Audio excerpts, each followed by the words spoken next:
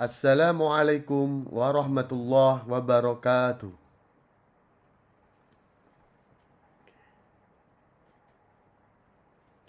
Anak-anakku yang Papit banggakan, bagaimana kabarnya hari ini?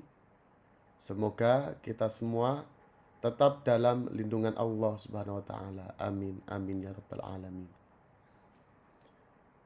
Nah, pada kesempatan kali ini kita akan belajar terkait dengan materi Fathul Mekkah. Tapi sebelum kita lanjut, mari kita awali dengan membaca basmalah bersama-sama. Bismillahirrahmanirrahim. Anak-anakku, apa sih Fathul Mekkah? Dan apa saja penyebab terjadinya Fathul Mekkah? Nah, nanti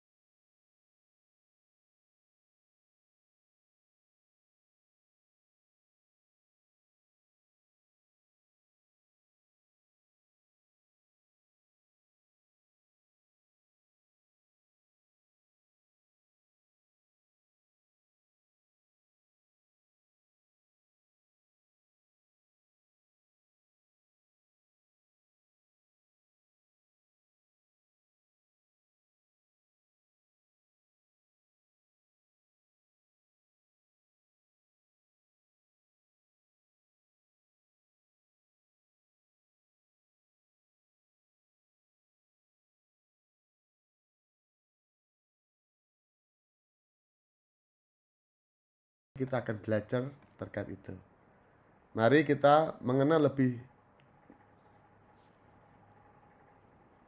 dalam lagi, lebih jauh lagi tentang Fathul Mekkah. Fathul Mekkah adalah, atau dalam bahasa Indonesianya, pembebasan kota Mekkah. Fathul Mekkah adalah peristiwa yang terjadi pada tahun 630, tepatnya pada tanggal 10 Ramadan 8 Hijriah, di mana pada waktu itu Nabi Muhammad SAW beserta 10.000 pasukannya bergerak dari Madinah menuju Mekah dan kemudian menguasai secara keseluruhan kota Mekah tanpa adanya pertumpahan darah sedikitpun, sekaligus menghancurkan berhala yang ditempatkan di dalam dan di sekitar Ka'bah. Apa penyebab Fathul Mekkah? Penyebab terjadinya Fathul Mekkah adalah, yang pertama, kaum kafir Quraisy melanggar salah satu isi perjanjian Hudaybiyah. Yang kedua, kota Mekkah merupakan pusat keagamaan bangsa Arab, karena di sana terdapat Ka'bah yang setiap tahun dikunjungi oleh seluruh suku Arab untuk melaksanakan ibadah haji. Suku Quraisy adalah kaum Nabi Muhammad SAW. Dengan menguasai dan mengislamkan suku Quraisy ini, maka beliau akan mendapatkan dukungan yang besar dan penuh karena pengaruh serta kekuasaan suku Quraisy di Jazirah Arab. Berikutnya, ketika tadi kita sudah menyinggung tentang Hudaybiyah, apa sih perjanjian Hudaybiyah? Kenapa bisa menjadi penyebab atau yang melatar belakangi terjadinya peristiwa Fathul Mekkah? Perjanjian Hudaybiyah adalah sebuah perjanjian yang diadakan di wilayah Hudaybiyah Mekah pada Maret 628 Masehi. Hudaybiyah terletak 22 km arah barat dari Mekah menuju Jeddah. Sekarang terdapat Masjid Ar-Ridwan. Nama lain Hudaybiyah adalah As-Sumaisi, yang diambil dari nama As-Sumaisi yang menggali sumur di Hudaybiyah. Jadi Hudaybiyah ini adalah perjanjian antara orang Islam dan orang kafir Quraisy yang diadakan di Hudaybiyah, sehingga dinamakan perjanjian Hudaybiyah. Perjanjian Hudaybiyah merupakan perjanjian dilakukan oleh pihak kaum musyrik Mekah atau kafir Quraisy tadi dengan pihak Rasulullah SAW yang diadakan sekitar tahun ke-6 Hijrah, sekitar tahun 628 Masehi. Awal mula perjanjian ini karena pada waktu itu rombongan kaum muslim yang dipimpin oleh Nabi Muhammad akan melakukan ibadah umroh. Namun, kaum musyrikin menghalangi rombongan kaum muslimin yang hendak ke Mekah, yang hendak umroh tadi dihalangi. Sehingga Rasulullah pun mengajak mereka untuk bernegosiasi, berdamai.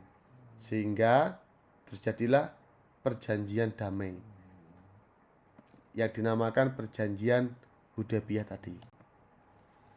Berikut apa saja sih isi perjanjian Hudaybiyah? Nah, isi perjanjian Hudaybiyah yang pertama, kaum muslim dan kaum kafir Quraisy tidak akan saling menyerang selama kurun waktu 10 tahun. 2. Kaum muslimin tidak diperkenankan memasuki kota Mekah untuk melakukan ibadah haji dan umroh tahun ini, kecuali tahun berikutnya. Kemudian, ketika berhaji dan berumroh tidak boleh membawa senjata dan tidak boleh tinggal di Mekah lebih dari 3 hari. Jadi ada pembatasan. Berikutnya, kaum Quraisy yang melarikan diri dari pihak Quraisy kepada Nabi Muhammad agar supaya dikembalikan. Tetapi apabila ada kaum muslim yang datang atau bergabung kepada kaum Quraisy, maka tidak dikembalikan. Berikutnya, semua kabilah Arab bebas bersekutu dengan kaum muslimin atau kaum kafir Quraisy. Kabilah bersekutu dengan satu pihak, maka dibebaskan untuk memilih dengan siapa akan bersekutu. Nah, tadi kita sudah belajar apa Fathul Mekah. Mengapa adanya Fathul Mekah? Oh, karena ada Hudaybiyah, perjanjian Hudaybiyah. Kita tadi sudah belajar terkait dengan perjanjian Hudaybiyah. Nah, yang terakhir kita akan belajar terkait hikmah dari peristiwa Fathul Mekah. Jadi ketika kita sudah belajar materi Fathul Mekah, maka kita bisa mengambil ibroh dari peristiwa Fathul Mekah. Yang pertama, jadilah orang yang pemaaf. Seperti Rasulullah memaafkan seluruh kaum kafir Quraisy yang pada waktu itu sudah dikepung ketika peristiwa Fathul Mekah. Nabi memaafkan sehingga mereka seluruhnya masuk Islam. Yang kedua, jadilah pemimpin yang arif dan bijaksana. Yang ketiga, tidak boleh dendam. Kita sudah dicontohkan oleh Rasulullah. Rasulullah tidak pernah mengajarkan kita dendam. Maka kita harus mencontoh, meneladani. Dan yang terakhir, harus berani mencegah kemungkaran. Nah, anak-anak, tadi kita sudah selesai belajar terkait dengan peristiwa Fathul Mekah. Jangan lupa setelah ini ada tugas yang sudah Pak Abid siapkan di LKPD. Juga ada instruksi yang bisa kalian baca di situ. Dan silakan dikerjakan dengan baik. Pak Abid akhiri pertemuan kali ini. Mohon maaf bila ada salah-salahnya. Assalamualaikum warahmatullahi wabarakatuh.